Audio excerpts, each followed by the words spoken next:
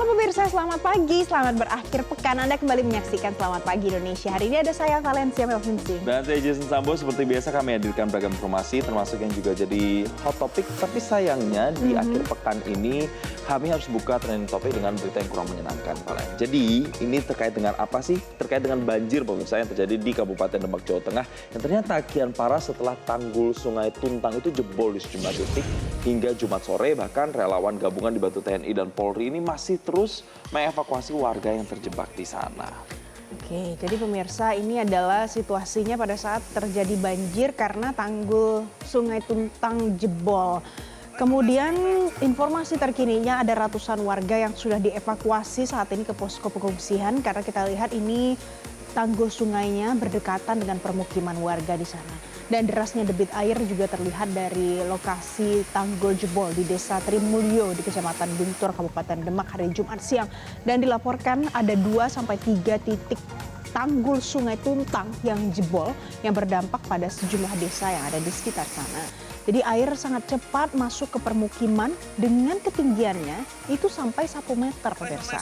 Dan debit air terus meningkat, ini membuat warga yang terjebak panik kemudian akhirnya dievakuasi oleh petugas gabungan dari BPBD, PMI, TNI dan juga Polri. Nah, proses evakuasi di sana dilakukan dengan truk, kemudian ada perahu karet dan petugas menjangkau warga di titik-titik banjir di bagian yang lebih sulit untuk dijangkau.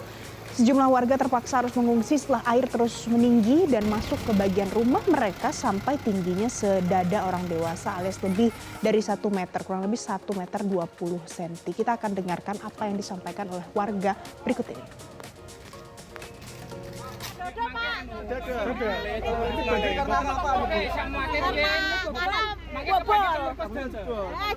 Kalau di jalan sampai berapa Bu bagiannya kalau di jalan? Di dalam paling ya setengah lah. Kalau di luar di halaman sedodo. Paling dalam sampai seberapa di sini Bu? Siapa nih Bu? Sama siapa nih Bu? Sama keluarga. Ya. Paling dalam seberapa di sini Bu? Paling dalam. Ya sedodo kamu toh. Mengungsi. Kondisi banjir di rumah seberapa? Apa? Kondisi banjir di rumah seberapa? Oh, ya itu udah kalem itu. Udah tenggelam. Ini. Sedada. Iya. Dalam rumah itu. Oh iya. Terus ini airnya bertambah atau bagaimana Pak? Ya ini ya bertambah tuh Mas. Tambah terus ini. Ya, tandang tadi nggak segini kok. Ini mengungsi kemana Pak? Ya ke situ dulu nanti ke tempat saudara lah. Saudara. Ya sementara itu pemirsa, warga yang terdampak ini kita lihat prosesnya seperti ini, mereka harus dievakuasi dan memang petugas mengakui proses evakuasi ini terkendala arus air yang deras pemirsa sehingga memang membutuhkan upaya ekstra untuk bisa menyelamatkan warga yang ada di sana. Dan bahkan hingga Jumat petang relawan ini masih terus berjibaku untuk mengevakuasi warga yang ada di sejumlah titik banjir. Adapun memang warga yang terdampak ini dievakuasi ke sejumlah posko pengungsian dengan jumlahnya ini mencapai lebih dari 200 jiwa dan diperkirakan masih akan bertambah pemirsa. Sementara itu BPBD Demak masih melakukan asesmen terkait dengan dampak banjir yang terjadi.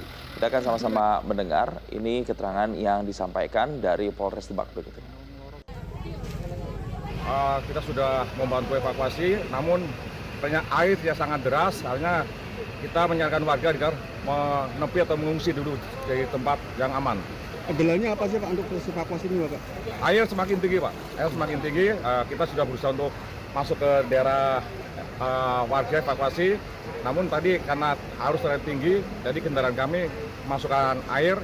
Sementara kita tunggu situasi agak reda dulu baru kita evakuasi lagi. Ya, kita doakan semoga proses evakuasi di sana berjalan lancar dan warga benar-benar bisa lebih aman di sana. Tapi kita harus tinggalkan hot topic yang tadi karena hot topic yang kedua, ini Gunung Api Dukono di Kabupaten Halmahera Utara, Provinsi Maluku Utara, erupsi pada Jumat sore dan kabarnya tinggi kolong abu ini mencapai 4.000 meter pemirsa. Ini visualnya. Jadi pemirsa ini dilihat dari pos pengamatan Gunung Api Ibu di Kabupaten Halmahera Utara yang menyampaikan soal aktivitas vulkanik Gunung Dukono yang meningkat hari Jumat petang sore hari. Nah, kolom abu erupsi ini teramati berwarna kelabu dengan intensitas tebal. Kemudian sebaran abu dari letusan condong ke arah barat laut sehingga tidak berdampak pada wilayah permukiman. Aktivitas erupsi terekam melalui alat seismograf dengan amplitudo 34 mm dengan durasi mencapai 95,41 detik. Dan saat ini status Gunung Dukono masih pada level 2 waspada. Pos pengamatan Dukono menyatakan erupsi Dukono tidak berkaitan dengan gempa bermagnitudo 7,6 yang mengguncang Maluku Utara dan Sulawesi Utara. Masyarakat yang berada di sekitar gunung, di kawasan kaki gunung, termasuk pengunjung dan para wisatawan diimbau untuk tidak melakukan aktivitas di radius 4 km. Nanti kita akan tetap harus waspada dan nantikan apa informasi terkini dari PVMBG terkait dengan aktivitas Gunung Dukono ini, pemirsa.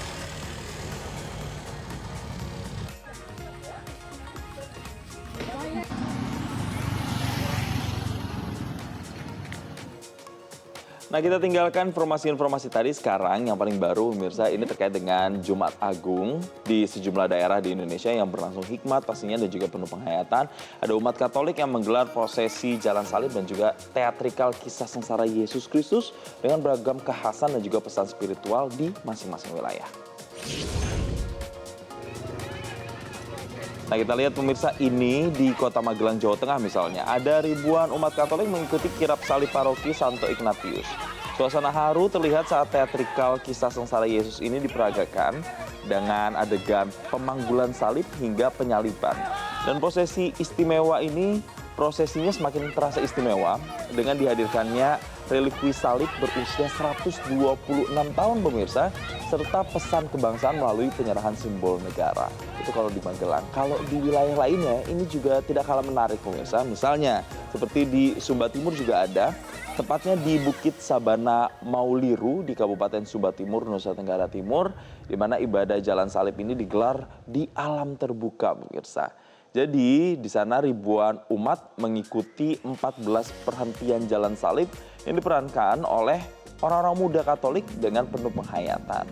Tapi tentu ini ditambah dengan suasana alam terbuka yang menambah kesan kusyuk sekaligus menjadi sarana pembelajaran dan juga pewartaan iman bagi umat. Jadi setiap daerah tuh punya caranya masing-masing. Dan ini yang di Sumba Timur yang di alam terbuka ya Jason ya. Nah ini pemirsa, jadi sesuai dengan cerita di dalam Jalan Salib itu diperagakan lagi pada saat perayaan Jumat Agung kemarin. Pasti ini terjadinya sore hari sekitar pukul 3 waktu setempat. Nah, saya mau ajak Anda coba kita lihat lagi pemirsa, ada satu lagi kita akan intip kalau di Labuan Bajo bagaimana di Nusa Tenggara Timur. Jadi juga ada jalan salib di sana diselenggarakan di Gereja Katedral, berlangsung hikmat dan proses ini mengangkat pesan pertobatan ekologis dengan mengaitkan sengsara Kristus dengan krisis lingkungan. Umat diajak untuk tidak hanya menghayati iman secara spiritual saja, tapi juga harus diterapkan dengan cara menjaga kelestarian alam. Nah, peringatan Jumat Agung jadi momentum bagi umat Katolik untuk merefleksikan pengorbanan sekaligus memperkuat nilai kasih, kepedulian, dan tanggung jawab pada sesama dan lingkungan.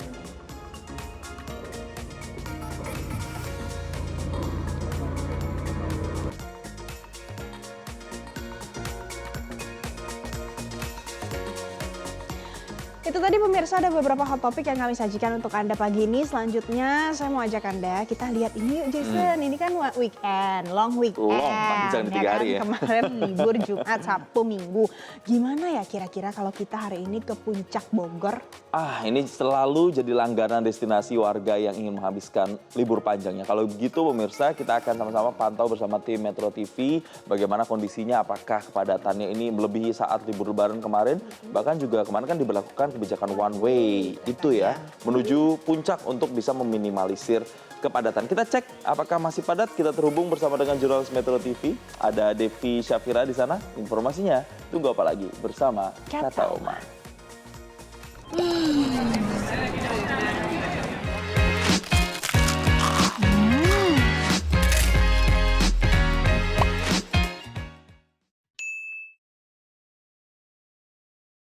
Langsung saja pemirsa kita sapa Devi. Selamat pagi Devi. Devi, jadi bagaimana situasi lalu lintas menuju ke Puncak Bogor hari ini? Ya, Valen dan juga Jason, situasi di Simpang Gadok, Bogor, Jawa Barat terpantau ramai dan dipadati oleh kendaraan yang menuju ke Puncak Bogor, Jawa Barat.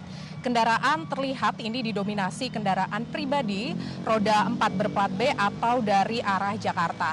Kalau kami pantau sejak pagi hari tadi terjadi kepadatan dan juga antrean kendaraan yang menuju ke Puncak Bogor, Jawa Barat. Hal ini juga sesuai dengan data yang kami himpun dari Satlantas Polres Bogor.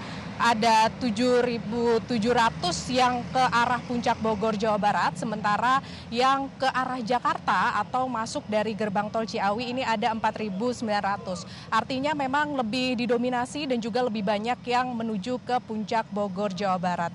Dan untuk saat ini sedang diberlakukannya rekayasa lalu lintas one way ataupun satu arah menuju ke atas atau ke Puncak Bogor, Jawa Barat.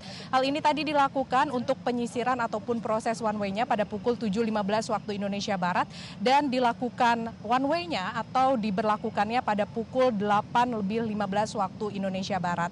Hal ini juga situasional apabila masih terjadi peningkatan volume kendaraan maka masih diberlakukannya one way ataupun satu arah. Namun kalau misalnya volume kendaraan dinilai sudah landai ataupun sudah kembali normal, maka rekayasa lalu lintas ini tidak diberlakukan. Dan untuk sebaliknya, untuk rekayasa lalu lintas one way satu arah menuju ke Jakarta ini juga situasional apabila nanti terjadi peningkatan volume kendaraan menuju Jakarta, maka akan diberlakukan rekayasa lalu lintas. Dan untuk saat ini kami tunjukkan kepada Anda, Valen dan juga Jason, bagaimana situasi terkini. Terlihat di sini sudah dipadati oleh kendaraan yang didominasi kendaraan pribadi menuju ke Puncak Bogor, Jawa Barat. Namun kami pantau juga ada bus pariwisata yang membawa keluarga maupun anak-anak ini yang akan berlibur long weekend di hari Sabtu ini untuk menuju ke Puncak Bogor, Jawa Barat. Dan untuk rekayasa lalu lintas ini sedang diberlakukan one way ataupun satu arah. Dan tadi dari Satlantas Polres Bogor juga mengatakan ada beberapa titik yang rawan kemacetan seperti di Simpang Pasir Muncang, Simpang Megamendung, kemudian Simpang Taman Safari dan juga Pasar Cisarua. Sementara itu terkait dengan okupansi ketersediaan isi ataupun yang sudah terisi hotel ini mencapai 72%. Ini menandakan masih banyak masyarakat yang ingin berlibur long weekend di puncak momen ini ya untuk menjadi salah satu destinasi favorit bagi masyarakat karena Puncak Bogor, Jawa Barat ini banyak menyediakan wisata-wisata favorit seperti misalnya ada Minimania, kemudian juga Taman Safari, lalu juga masih banyak wisata lainnya. Dan untuk itu diimbau Valen dan juga Jason bagi masyarakat yang akan menuju Puncak Bogor, Jawa Barat ini untuk memastikan kendaraan dalam kondisi aman, juga kesehatan dalam kondisi prima, kemudian juga memastikan agar menaati rambu lalu lintas dan juga diimbau agar tidak parkir sembarangan. Sementara demikian, Valen, Jason, kembali ke Anda. Devi, satu lagi, jadi kalau dari pantauan Anda, mayoritas kendaraan itu mau ke arah mana, destinasi wisata yang mau dituju ke Bogor? Ya, kalau untuk wisata mana yang paling banyak dituju ini di Taman Safari karena banyak ya ini terlihat anak-anak yang ingin berlibur ke Puncak Bogor, Jawa Barat karena Taman Safari ini menyediakan berbagai macam satwa sehingga ini juga menjadi destinasi liburan dan juga sekaligus menjadi edukasi bagi anak-anak. Selain itu juga yang menjadi favorit ini ada Minimania. Ini wisata Minimania menyediakan berbagai ikon dunia seperti misalnya ada Korea, kemudian juga Paris. Ini juga bisa menjadi destinasi liburan sekaligus edukasi bagi anak-anak maupun keluarga yang masih ingin berwisata di Puncak Bogor, Jawa Barat pada momen long weekend ini. Valen, Jason, kembali ke Anda. Oke, Devi, terima kasih untuk informasi terkini dari Anda langsung dari Simpang Gadok di Bogor, Jawa Barat. Lumayan ramai ya, jadi kalau mau ke sana harus cek-cek terus ya bagaimana perkembangan situasi. Tapi Selamat Pagi Indonesia masih akan hadir kembali pemirsa. Nanti usai jeda ada gempa yang mengguncang Sulawesi Utara dan Maluku Utara menelan 1 korban jiwa. Sesaat lagi.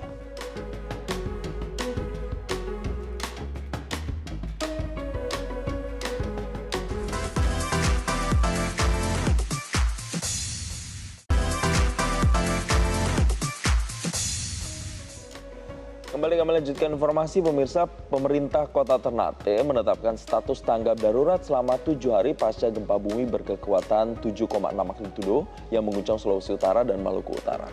Jadi langkah ini diambil untuk mempercepat penanganan bencana dan memastikan kalau distribusi bantuan bisa berjalan optimal.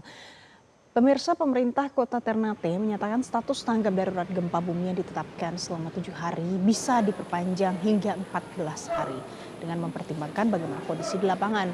Wali Kota Ternate Tauhid Soleman menyatakan kalau pihaknya terus melakukan pemantauan di seluruh wilayah termasuk di kecamatan pulau terluar. Dari laporan sementara di Kecamatan Batang 2 masuk ke dalam juga Pulau Mayau dan Pulau Tifure ada 14 rumah ibadah dan puluhan rumah warga rusak. Tim tanggap darurat BPBD, Tagana, serta TNI Polri diberangkatkan untuk menyalurkan bantuan dan juga melakukan pendataan.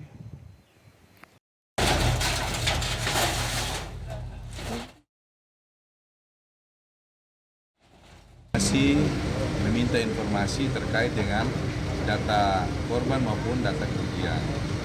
Sampai saat ini di tempat-tempat tersebut masih disampaikan ada gempa-gempa susulan, sehingga masyarakat masih berada di tempat-tempat ketinggian untuk menghindari potensi tsunami yang akan terjadi. Sampai saat ini mereka masih berada di tempat-tempat ketinggian. Kalau dilihat kecamatan Utara yang terdampak.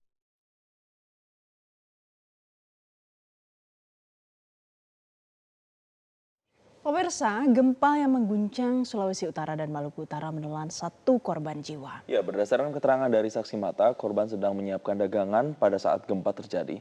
Dan korban sempat berusaha untuk menyelamatkan diri, namun naas bangunan rubuh menimpa korban sebelum korban berada di titik yang aman. Untuk informasi selengkapnya kita simak liputan jurnalis Metro TV Joy Jones berikut ini. Pemirsa, pasca 1 hari dari gempa bumi yang melanda Provinsi Sulawesi Utara dan Maluku Utara, saat ini saya berada di Gedung KONI di Kota Manado. Pemirsa, bisa dilihat bahwa beginilah visual saat ini, yang dimana di tempat ini terdapat 1 korban jiwa akibat tertimpa puing dari gedung yang rubuh pada saat gempa terjadi. Pemirsa, saya akan ajak Anda untuk berbincang bagaimana kronologi kemarin kejadiannya bersama dengan saksi mata. Selamat pagi, Pak. Pagi. Pak, boleh tolong dijelaskan nggak, Pak, sembari kita lebih dekat, Pak? Kemarin bagaimana sih, Pak, kejadiannya? Sebelum kejadian kami kan kerja di situ sebagai outsourcing, bikin bersih-bersih. Baru datanglah bencana. Baru sesudah bencana ada yang lari nih, semua disuruh keluar dong. Baru saya lihat ke atas, so bergerak. 2 menit kemudian jatuhlah tuh puing yang dari atas itu. Pak, terkait dengan korban jiwanya sendiri, Bapak ada lihat nggak, Pak? Sempat lihat, tapi sesudah itu sudah dapat lihat karena sudah tertimbun dengan reruntuhan. Apakah waktu itu sempat berusaha untuk melarikan diri, Pak?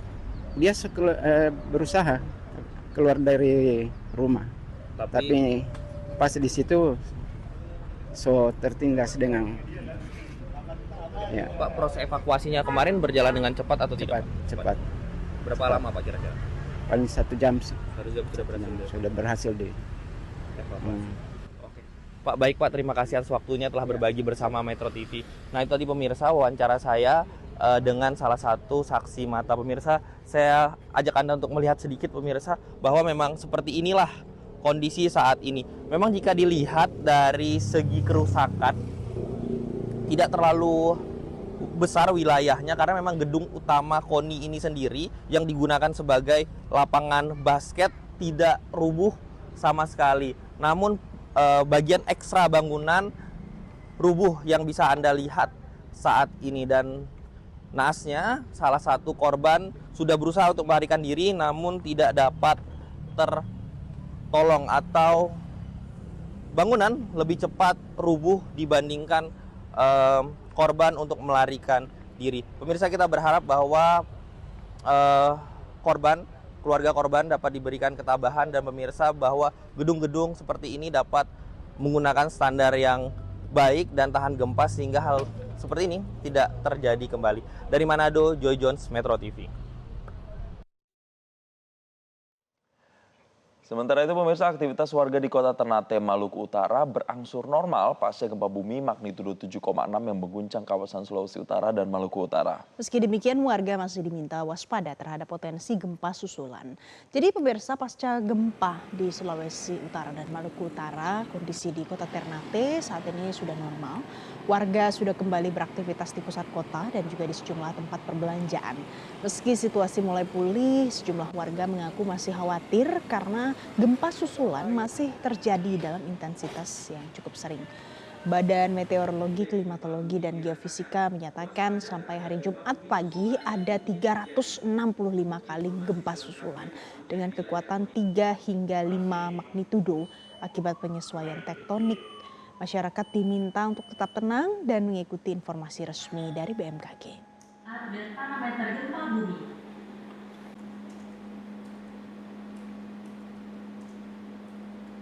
Kita beralih ke informasi lain pemirsa. Jadi diduga karena menghirup gas beracun, ada 4 pekerja proyek pembangunan gedung di kawasan Jalan TB Simatupang, Jakarta Selatan ditemukan tewas. Sementara itu 3 pekerja mengalami sesak nafas. Pemirsa, proyek pembangunan sebuah gedung bertingkat di kawasan Jalan TB Simatupang, Tanjung Barat Jagakarsa, Jakarta Selatan memakan korban jiwa. 4 pekerja tewas diduga akibat menghirup gas beracun saat terjatuh ke penampungan air. Sementara itu 3 pekerja lainnya mengalami sesak nafas.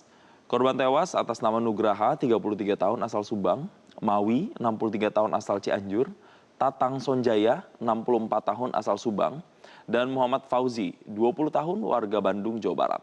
Dan peristiwa ini berawal saat 4 korban diperintahkan mandor untuk menguras tangki penampungan air atau geloteng yang berada di basement gedung. Dan saat membuka penutup geloteng, para korban tiba-tiba terjatuh ke tangki sedalam 3 meter. 3 pekerja lain kemudian berusaha untuk menolong, namun justru ikut terjatuh. Setelah dievakuasi, 4 pekerja tidak tertolong, sementara 3 pekerja lain mengalami sesak napas.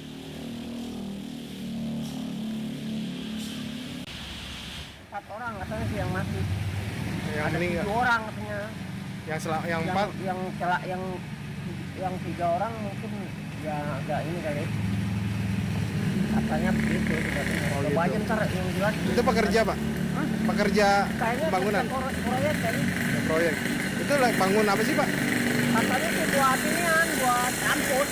Katanya, tapi di depannya dijual gitu lah. Apa buat kantor nanti kita nggak tahu juga. Ke informasi berikutnya, pemirsa, warga 2 desa bertetangga di Kabupaten Halmahera Tengah, Provinsi Maluku Utara terlibat bentrokan. Jadi pemerintah dan kepolisian setempat meminta masyarakat untuk menahan diri dan mencari solusi.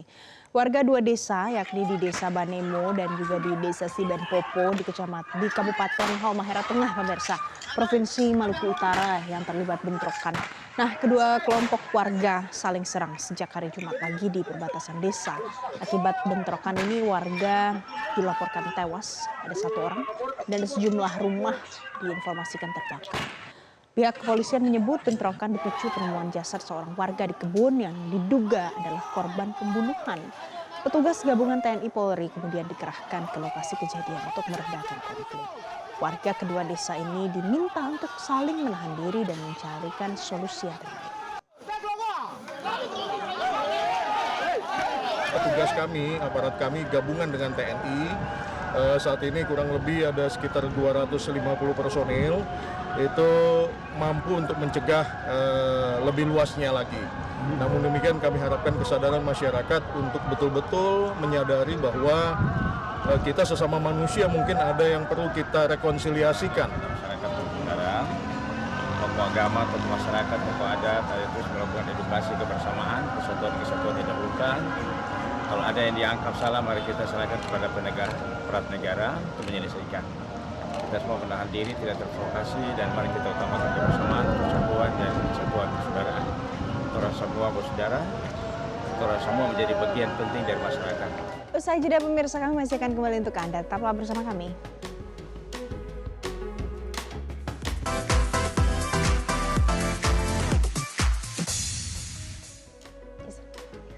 Anda kembali bersama kami, pemirsa. 3 prajurit TNI yang gugur dalam misi perdamaian PBB di Lebanon akan dipulangkan ke tanah air. Ketiganya akan mendapatkan penghormatan terakhir dari negara sebelum diserahkan ke keluarga masing-masing. Informasinya tunggu apa lagi bersama Kata Oma.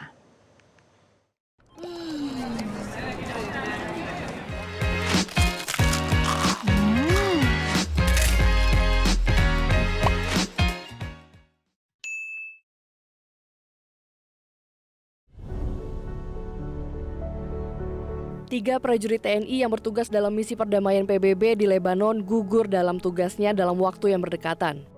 Usai terkendala jadwal penerbangan, ketiganya akan tiba di tanah air pada Sabtu malam. Setibanya di Indonesia, ketiga jenazah akan dibawa ke Mabes TNI untuk mendapatkan penghormatan terakhirnya sebelum diserahkan dari negara ke keluarga masing-masing. Keluarga Mayor Anumerta Infantri Zulmi Aditya Iskandar akhirnya bisa lega usai mendapat kabar dari Kementerian Pertahanan yang menyatakan jenazah Zulmi akan tiba di Indonesia pada Sabtu malam. Pihak keluarga rencananya akan turut menyambut dan menjemput jenazah di Jakarta. Usai mengikuti prosesi upacara penghormatan terakhir di Mabes TNI, keluarga dari Mayor Anumerta Infantri Zulmi Aditya Iskandar akan membawa jenazah pulang ke kampung halamannya di Kampung Cikendal, Kelurahan Cipageran, Kecamatan Cimahi Utara, Kota Cimahi. Pihak keluarga mengatakan jenazah akan dikebumikan di Taman Makam Pahlawan Cikutra, Kota Bandung pada Minggu pagi. Sementara itu, keluarga Kopda Anumerta Farizal Ramadan telah menggelar tahlilan untuk mendoakan kepergian Kopda Farizal di rumah duka di Padukuhan Ledok, Desa Sidorejo, Kecamatan Lendah, Kulon Progo, Yogyakarta.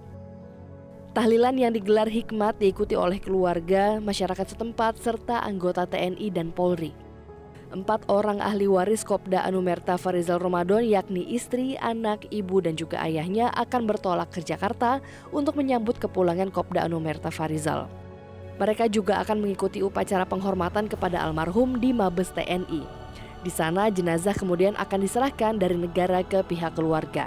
Rencananya Kopda Anumerta Farizal akan dikebumikan pada Minggu pagi di Taman Makam Pahlawan Giripeni, Wates, Kulon Progo. Suasana hikmat menyelimuti persiapan terakhir pemakaman Serka Muhammad Nur Ikhwan di Taman Makam Pahlawan Giri Darmoloyo, 2 Cawang, Kota Magelang. Sejumlah personel TNI tampak terjun langsung mengecek kesiapan lokasi yang akan menjadi tempat peristirahatan terakhir sang prajurit penjaga perdamaian tersebut. Sebelumnya jenazah akan dimakamkan di TPU Desa Dayangan. Namun sebagai bentuk penghormatan terakhir dari negara dan atas kesepakatan keluarga, lokasi pemakaman dipindahkan ke Taman Makam Pahlawan Giri Darmoloyo. Keputusan ini diambil juga agar putri sematawayang almarhum yang masih berusia 7 bulan kelak dapat tumbuh dengan warisan kehormatan yang abadi dari sang ayah. Tim Liputan Metro TV. Pemirsa, Duta Besar Palestina untuk Indonesia mengunjungi rumah duka Kapten Infanteri Zulmi Aditya Iskandar di Cimahi, Jawa Barat untuk menyampaikan duka cita atas gugurnya prajurit TNI dalam misi perdamaian di Lebanon Selatan. Jadi Duta Besar Palestina untuk Indonesia Abdul Fattah Al-Satari bersama dengan rombongan hadir langsung memberikan penghormatan kepada keluarga almarhum. Pemirsa, rombongan terdiri dari perwakilan Kedutaan Besar Palestina, lembaga kemanusiaan, serta mahasiswa Palestina dari Universitas Pertahanan. Dalam kunjungannya, Dubes Palestina menyampaikan duka mendalam sekaligus membawakan pesan bela sungkawa dari Presiden Palestina dan seluruh rakyat Palestina. Kehadirannya disebut sebagai bentuk penghormatan kepada almarhum yang dinilai sebagai pejuang tangguh dan gugur dalam misi mulia. Dubes Palestina juga menyatakan rakyat Palestina ikut merasakan kehilangan atas gugurnya prajurit Indonesia dalam misi perdamaian dunia. Sebagai bentuk penghormatan, sejumlah masjid di Palestina akan menggelar sholat goib termasuk di Masjid Al-Aqsa. Dan kunjungan ini menjadi simbol solidaritas dan penghargaan atas pengorbanan prajurit Indonesia dalam menjaga perdamaian dunia. باسم سفارة دولة فلسطين لدى إندونيسيا وباسم الجالية الفلسطينية وبمرافقة سنتارا فلسطين أخونا عبد الله غنيم وباسم الشعب الفلسطيني جئنا اليوم لكي نقدم واجب العزاء في أبنائنا وأبنائكم الشهداء الثلاثة. Setelah beliau memberikan mukadimah tadi, beliau menyampaikan atas nama Kedutaan Palestina, atas nama bangsa Palestina, atas nama rakyat Palestina, dan juga ada Bapak Abdillah Onim, aktivis Palestina di jalur Gaza. Kami hadir pada siang hari ini menyampaikan belasungkawa kepada keluarga almarhum karena beliau almarhum, termasuk juga bagian dari keluarga kami. Duta Besar Iran untuk Indonesia Muhammad Burujerdi meminta dukungan dari tokoh dan umat Islam di Indonesia menyusul konflik yang melibatkan Israel dan Amerika Serikat. Iran juga menyerukan persatuan umat Islam lintas mazhab dalam menghadapi situasi ini. Dalam pertemuan dengan sejumlah tokoh Muslim Indonesia, Duta Besar Iran menyampaikan bahwa negaranya saat ini menjadi korban serangan yang disebut dilakukan oleh Israel dan Amerika Serikat. Ia menegaskan kondisi konflik tidak lagi melihat perbedaan identitas, termasuk mazhab dalam Islam. Menurutnya serangan yang terjadi akan berdampak pada semua pihak tanpa membedakan Sunni maupun Syiah. Karena itu Iran menilai persatuan umat Islam menjadi hal yang penting untuk diperkuat di tengah situasi global saat ini. Selain itu, Iran juga mengapresiasi dukungan dan doa dari masyarakat serta tokoh agama di Indonesia, termasuk seruan doa bersama oleh berbagai organisasi keagamaan. Dan dukungan tersebut diharapkan dapat menjadi bagian dari upaya menekan konflik serta mendorong terciptanya perdamaian dunia.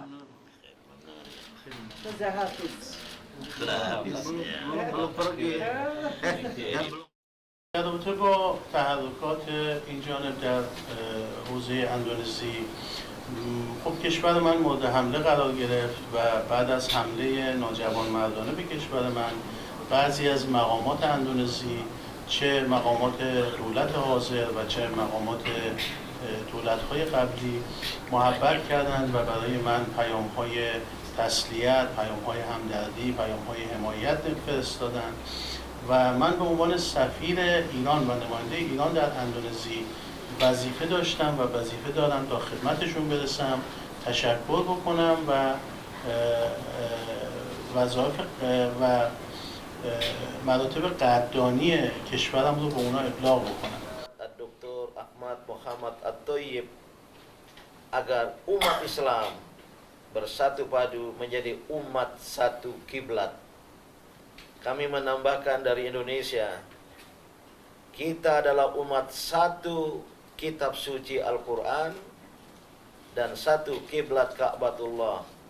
Saatnya lah untuk bersatu padu, untuk tidak terhasut, terprovokasi oleh politik divide et impera ala kolonial penjajah yang mengadu domba di antara kita umat Islam yang sekarang ini termasuk di Indonesia, antek-antek Israel, buzzer-buzzer berusaha untuk menghembuskan perbedaan antara Sunni Syiah.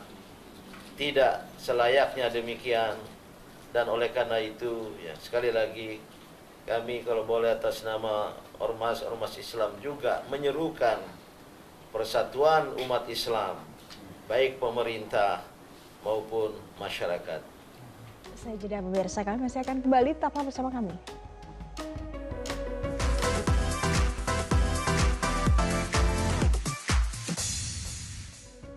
Kami di Selamat Pagi Indonesia. Serangan balasan terus dilancarkan oleh Iran ke wilayah Israel. Dan kali ini rudal Iran menghantam wilayah Petah Tikva pada Kamis waktu setempat.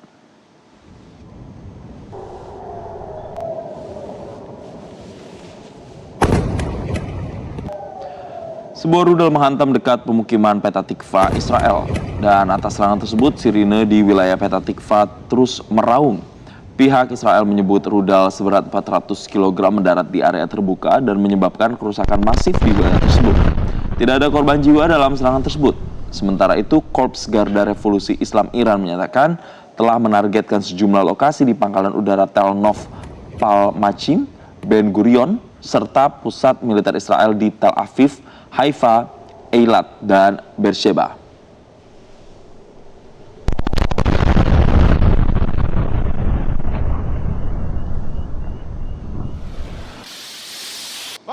Sementara itu, Korps Garda Revolusi Islam Iran juga berhasil menargetkan lokasi jet tempur Amerika Serikat di Yordania.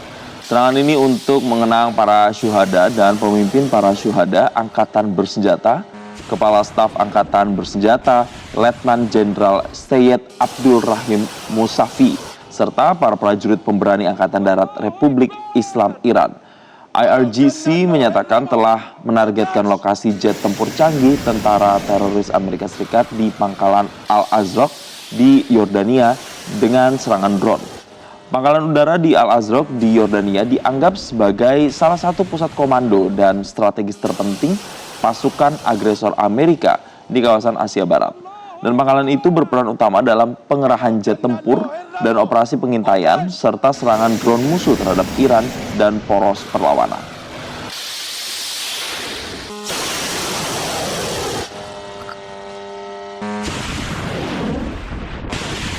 Di sisi lain, pemirsa, dalam pidato di Gedung Putih pada 1 April lalu, Presiden Amerika Serikat Donald Trump mengancam akan menyerang Iran habis-habisan dan mengembalikan Iran ke zaman batu. Seperti biasa, Iran merespon dengan keras, baik melalui serangan rudal dan serangan verbal.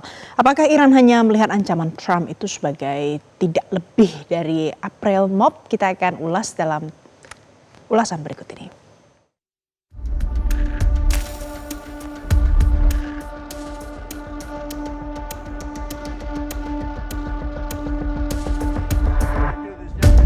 Hari Rabu 1 April 2026, Presiden Amerika Serikat Donald Trump tiba-tiba menggelar apa yang disebut sebagai forum pidato kenegaraan mendadak yang disiarkan langsung dari Gedung Putih, tepatnya dari area Cross Hall. Dalam pidatonya, Trump menegaskan bahwa militer AS akan menyerang Iran dengan sangat keras selama 2 hingga 3 minggu ke depan. Tujuan operasi akan membawa Iran kembali ke zaman batu. Ancaman ini ditujukan kepada penghancuran total infrastruktur vital Iran, termasuk jaringan listrik dan fasilitas energi, jika Iran tidak segera menyerah atau mencapai kesepakatan diplomatik sesuai syarat AS.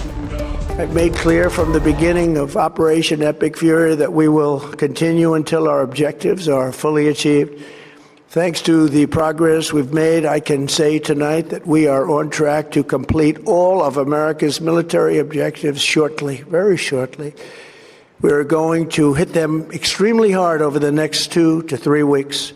We're going to bring them back to the Stone Ages where they belong. Hanya beberapa jam setelah pidato Trump, Korps Garda Revolusi Islam Iran (IRGC) meluncurkan gelombang rudal balistik dan drone kamikaze yang menargetkan pangkalan militer Amerika Serikat di kawasan Teluk, terutama di Irak dan Suriah. Serangan ini bertujuan menunjukkan bahwa sistem pertahanan udara AS seperti Patriot tidak mampu membendung semua serangan Iran meskipun sudah dalam kondisi siaga tinggi. Kelompok-kelompok yang didukung Iran yakni Hizbullah di Lebanon dan Houthi di Yaman juga secara serentak meningkatkan intensitas serangan mereka. Hizbullah meluncurkan rentetan roket ke wilayah utara Israel dengan volume yang jauh lebih besar dari sebelumnya. Sementara itu, Houthi kembali menyerang kapal-kapal komersial di Laut Merah menggunakan rudal anti kapal jarak jauh. Pada saat yang sama, Iran memperketat blokade di Selat Hormuz. Iran tidak hanya menempatkan kapal-kapal cepat, tetapi juga mulai menyebar ranjau laut di jalur pelayaran internasional. Hal ini menyebabkan harga minyak dunia melonjak tajam dalam hitungan jam karena kekhawatiran akan terhentinya pasokan energi global. Iran juga melancarkan serangan cyber yang terkoordinasi, menargetkan infrastruktur sipil di Amerika Serikat dan sekutunya. Beberapa laporan menyebutkan adanya gangguan pada sistem distribusi air dan penyediaan layanan internet di beberapa wilayah AS, sebagai pesan bahwa jika Iran dikirim ke zaman batu, maka Amerika juga akan mengalami gangguan teknologi yang serupa.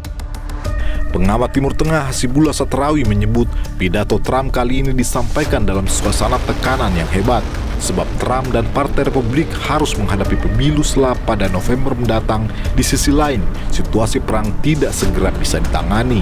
Karena itu ada kekhawatiran Partai Republik akan babak belur.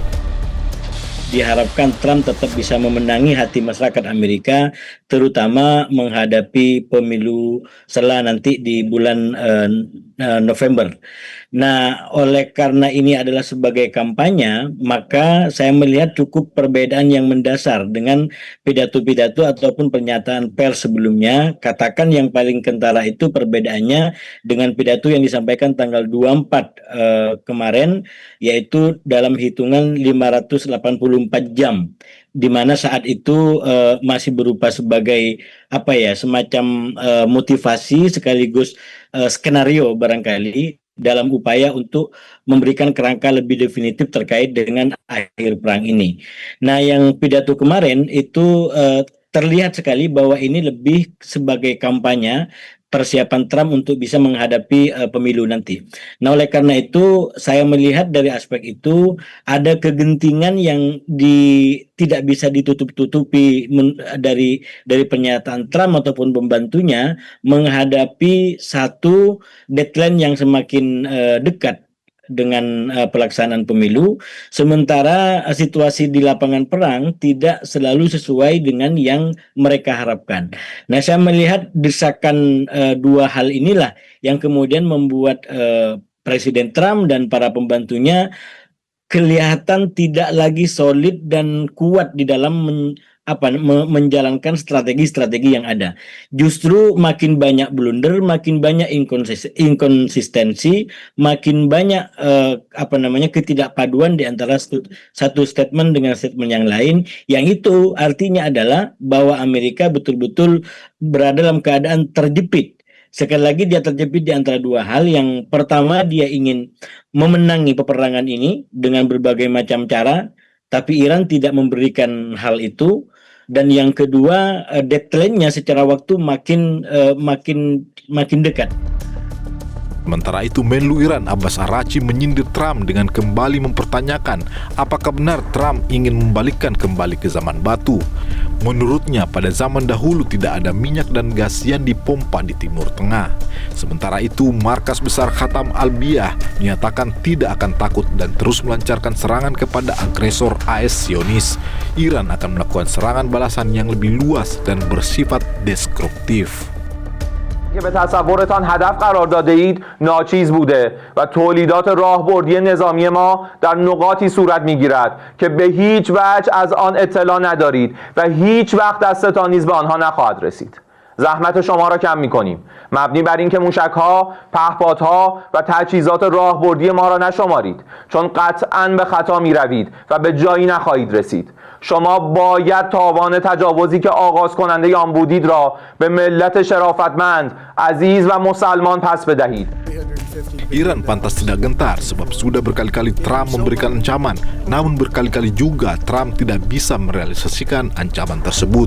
Pada akhir Maret saja, Trump sudah beberapa kali mengancam, namun deadline-nya diundur terus. Pada 22 Maret 2006, Trump mengeluarkan ultimatum awal 48 jam bagi Iran untuk membuka kembali Selat Hormuz. Jika tidak, ia akan mengancam akan menghancurkan pembangkit listrik Iran.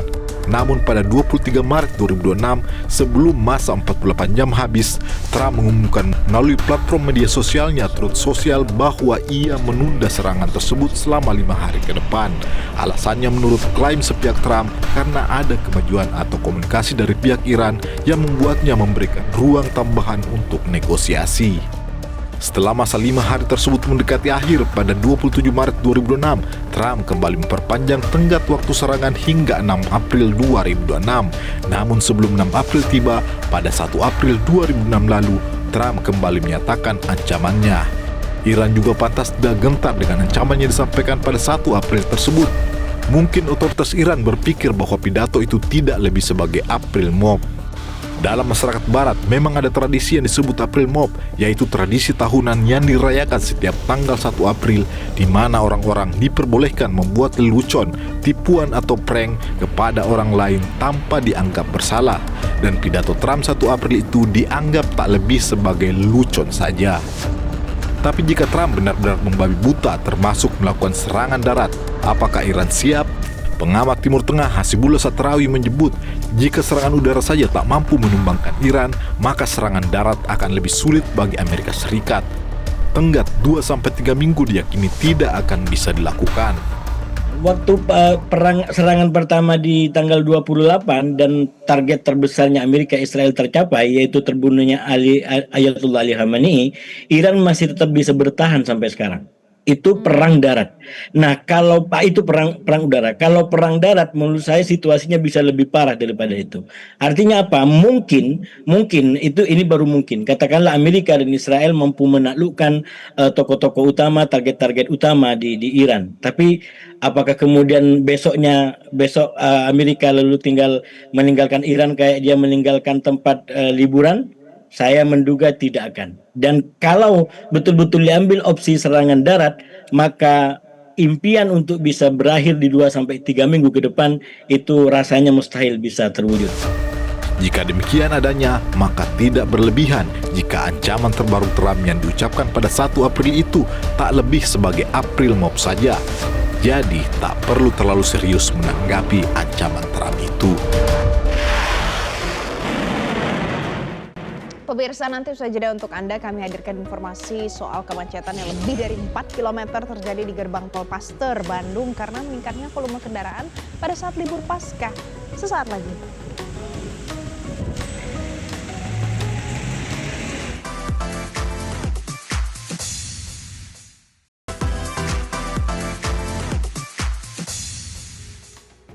Kita kembali lagi, pemirsa lanjutkan informasi ini terkait dengan kemacetan lebih dari 4 km. Wah, panjang ya. Ini terjadi di gerbang tol Paster Bandung akibat meningkatnya volume kendaraan serta adanya pohon tumbang di sejumlah titik. Waduh. Jadi pemirsa, kita nanti akan lihat itu bagaimana kondisinya. Kalau di Bogor, tadi kita sudah bahas juga kalau ada lalu lintas yang padat di kedua arah setelah ada sistem one way dari arah Jakarta menuju ke Puncak. Nah, ini kepadatan arus lalu lintas yang terjadi di pintu masuk dan keluar gerbang tol Paster hari Jumat sore. Selain karena volume kendaraan yang meningkat, kepadatan lalu lintas ini juga terjadi karena ada beberapa pohon tumbang selepas gerbang tol Paster menuju ke pusat kota Bandung setelah hujan deras disertai dengan angin kencang yang terjadi sejak hari Jumat siang.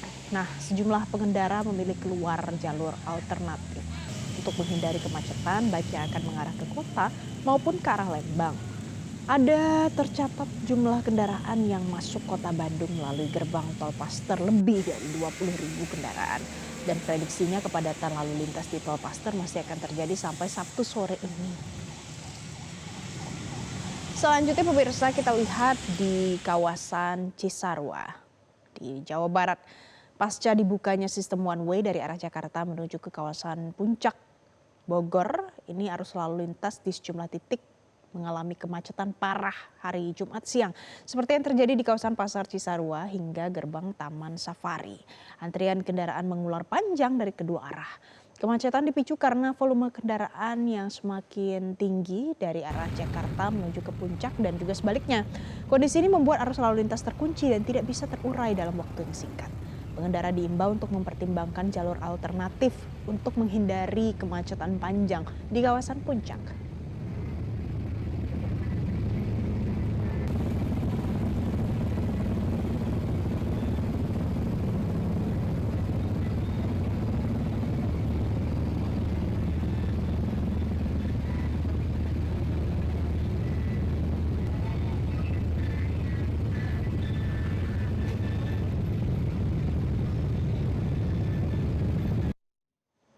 Tapi ya pemirsa, sebenarnya nggak cuma ke Bandung, nggak cuma ke Bogor doang ya Jason.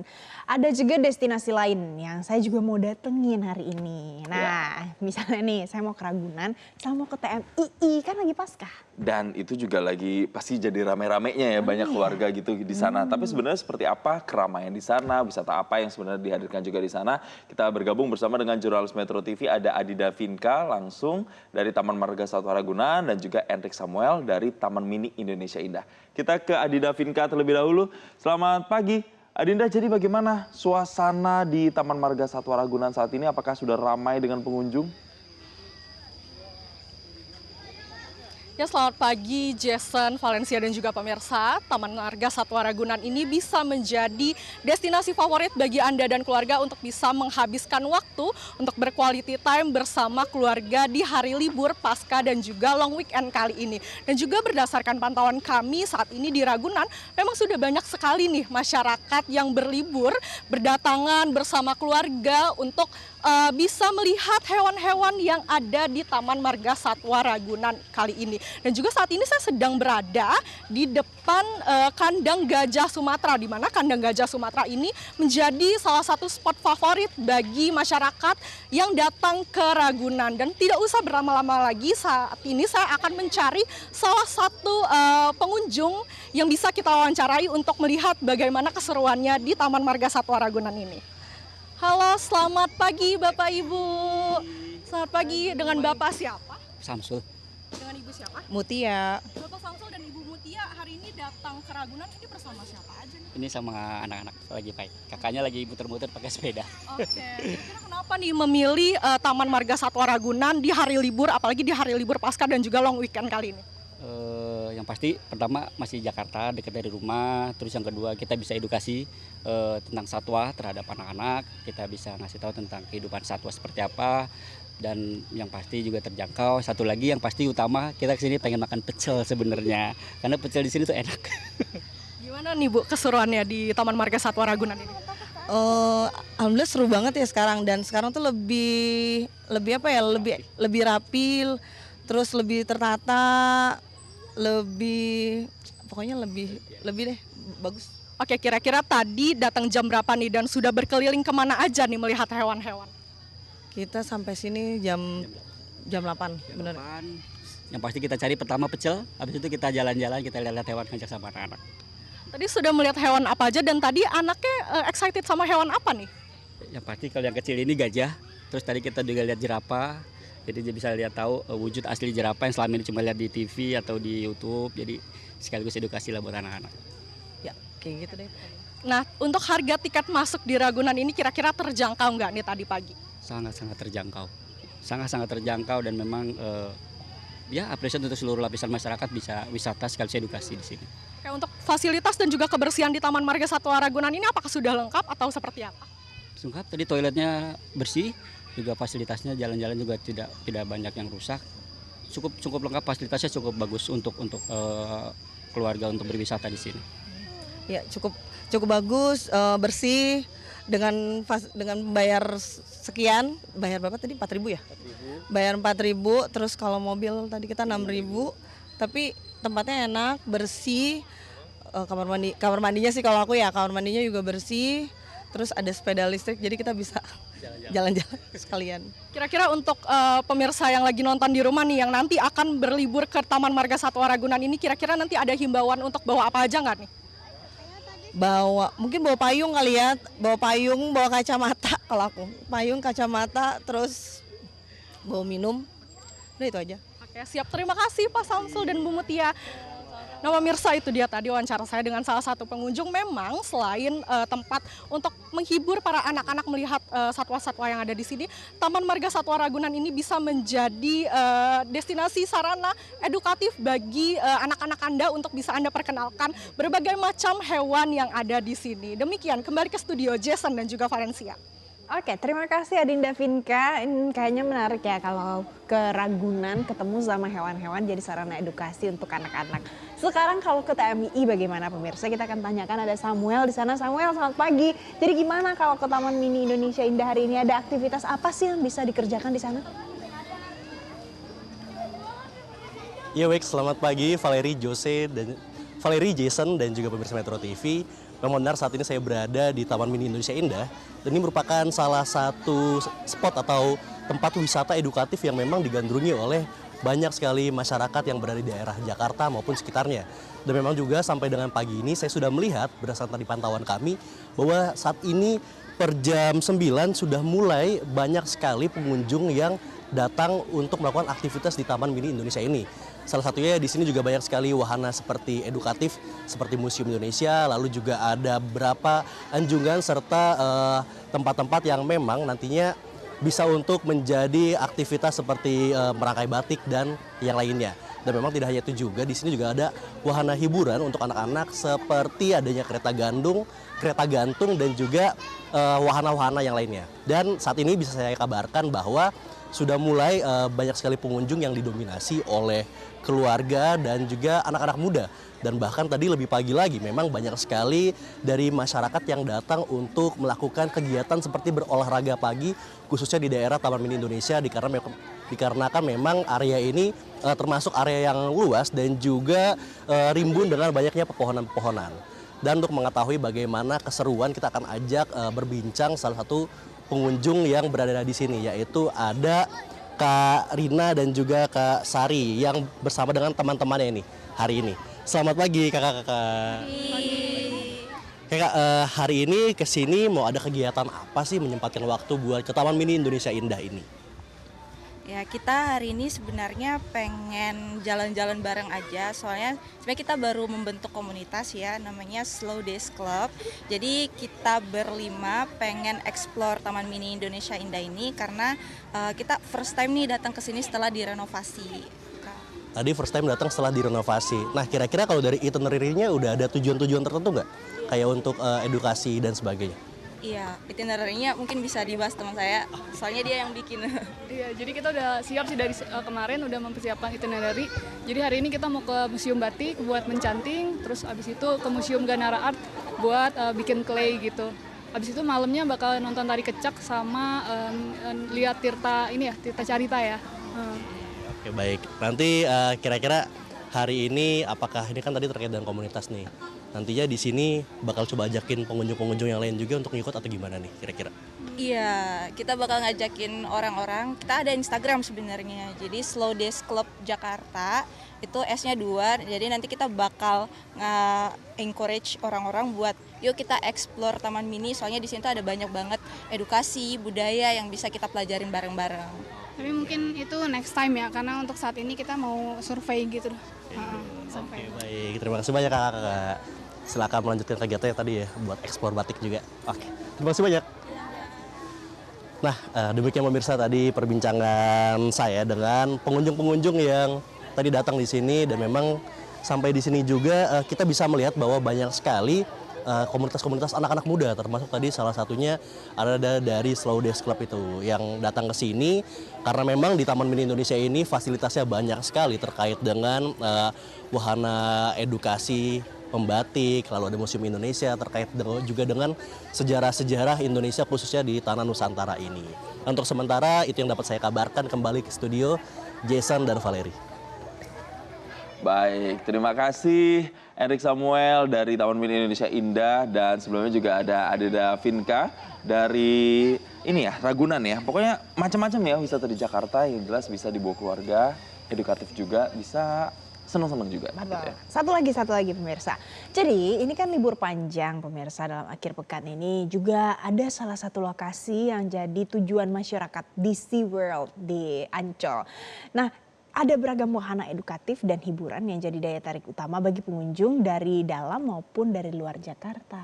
Ya, kita akan simak ini liputan Endita Triantara dan juru kamera Untung Widodo.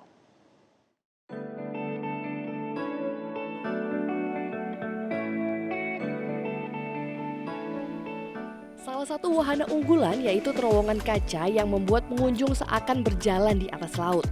Pengalaman interaktif tersebut menjadi daya tarik tersendiri bagi wisatawan.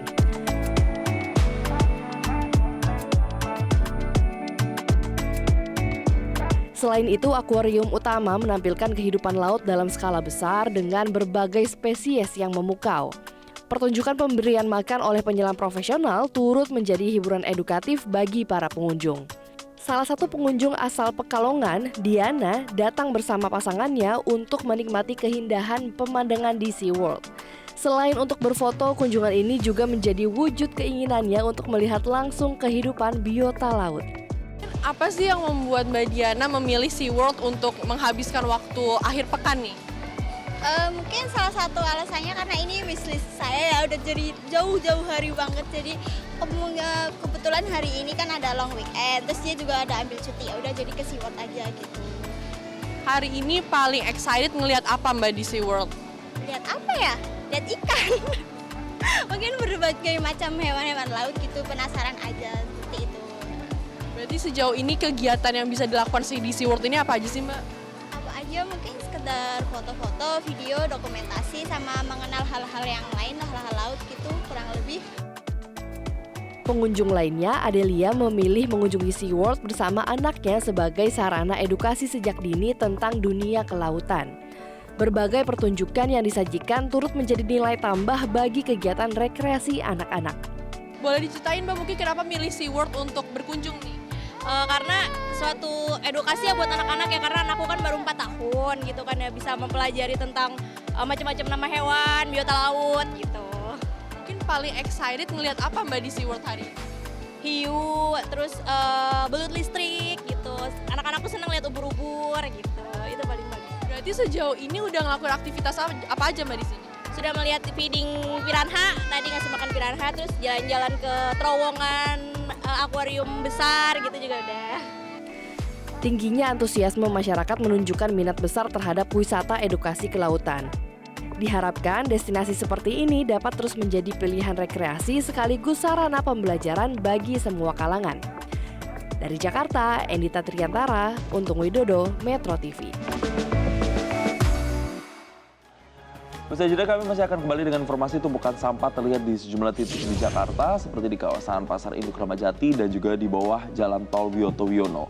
Kondisi ini menimbulkan bau menyengat serta mengganggu aktivitas warga di sekitar. Sesaat lagi.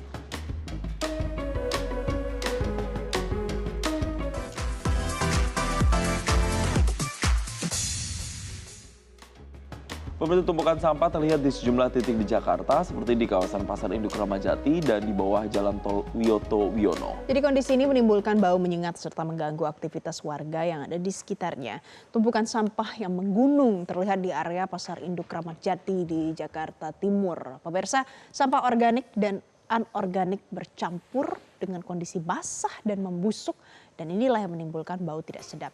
Aktivitas jual beli di pasar pun terganggu. Ada sejumlah pedagang mengeluh omset penjualan turun karena pembeli enggan datang ke Pasar Induk Ramadjati karena bau menyengat.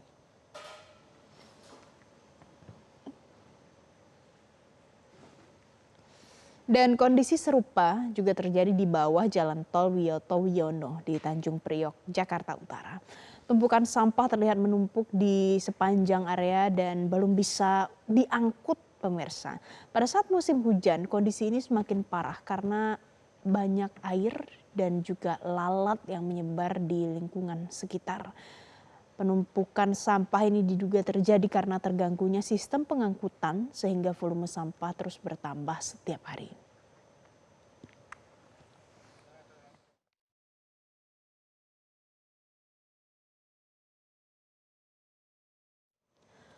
Tumpukan sampah setinggi 6 meter di kawasan Pasar Induk Ramadjati memicu keluhan warga dan juga pedagang. Ya pemirsa, jadi bau menyengat yang ditimbulkan ini dinilai mengganggu kenyamanan dan juga berdampak pada menurunnya jumlah pembeli serta penjualan.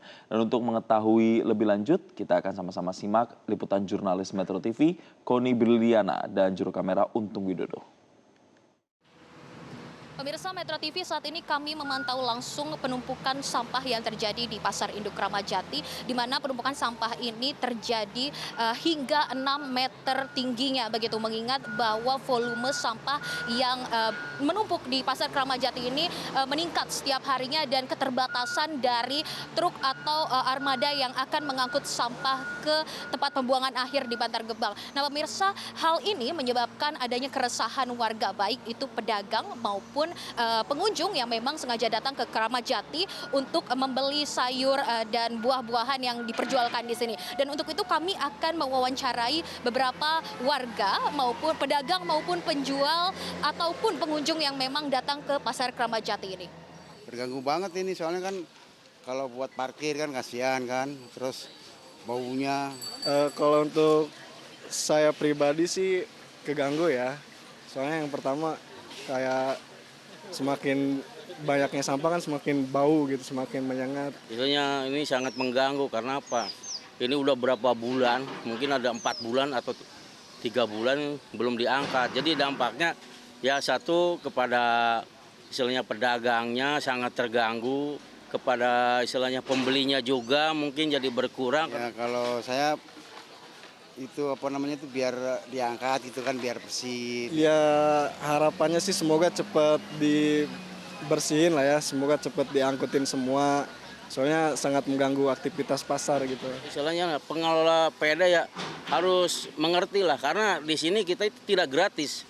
Kita ini tiap hari istilahnya ada bayaran pungutan sampah, tiap bulannya kita ada buat tempelannya. Tolonglah perhatikan pedagang pasar induk, karena jangan istilahnya dibilang pasar induk pasar paling terbesar di Asia, tapi kondisinya istilahnya untuk mengulangi sampah aja tidak becus. Pemirsa, memang sudah seharusnya pasar Kramat Jati ini diperhatikan lebih baik itu dari pemerintah maupun pengelola, dikarenakan memang tumpukan sampah yang ada di sini sudah lebih dari berbulan-bulan menggunung dan mengakibatkan adanya kekecewaan dari para warga dan juga baik itu penjual maupun pengunjung. Dan untuk itu mari kita sama-sama berharap untuk pasar Kramat Jati ini bisa lebih ditertibkan lagi dan juga tidak ada lagi penumpukan sampah yang terjadi. Dari Jakarta, Koni Briliana, Untung Widodo, Metro TV.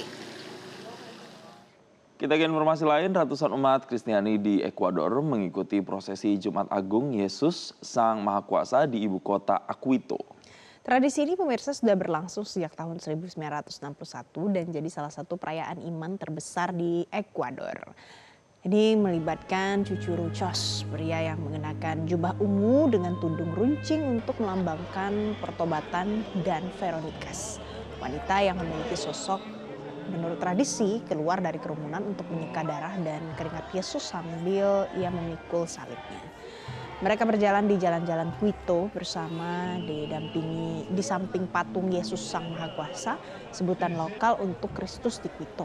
Sementara umat beriman menyaksikan prosesi tersebut. Prosesi Jumat Agung di Quito dimulai sejak tahun 1961 sebagai inisiatif dari Pastor Fransiskan Francisco Fernandez dan saat ini menjadi tradisi sakral yang terus hidup di hati umat Quito.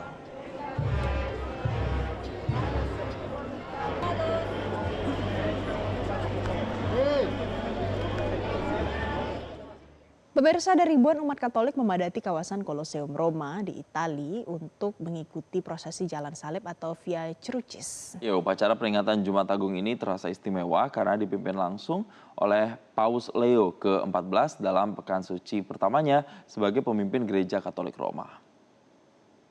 Pemirsa, cahaya lilin dan doa memenuhi amfiteater kuno Colosseum pada Jumat malam waktu setempat. Ribuan peziarah dan wisatawan berkumpul untuk mengikuti prosesi Via Crucis untuk mengenang kembali saat-saat terakhir Yesus Kristus. Upacara tahunan paling simbolis dalam kekristenan ini dipimpin langsung oleh Paus Leo ke-14. Para umat mengikuti prosesi dalam keheningan sambil membawa salib dan rosario sebagai bentuk refleksi atas penderitaan Yesus Kristus. Rute jalan salib yang membentang hingga ke kuil Venus ini menjadi momen penting bagi umat Kristiani di seluruh dunia. Peringatan Jumat Agung sekaligus menjadi persiapan menuju Minggu Paskah atau Hari Kebangkitan.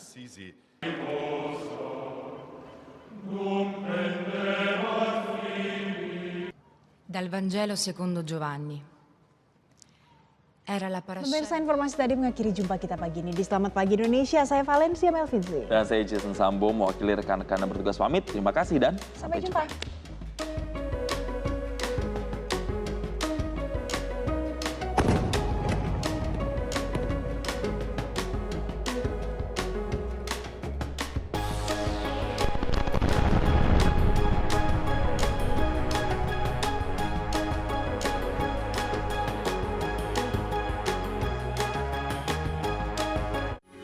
Metro TV.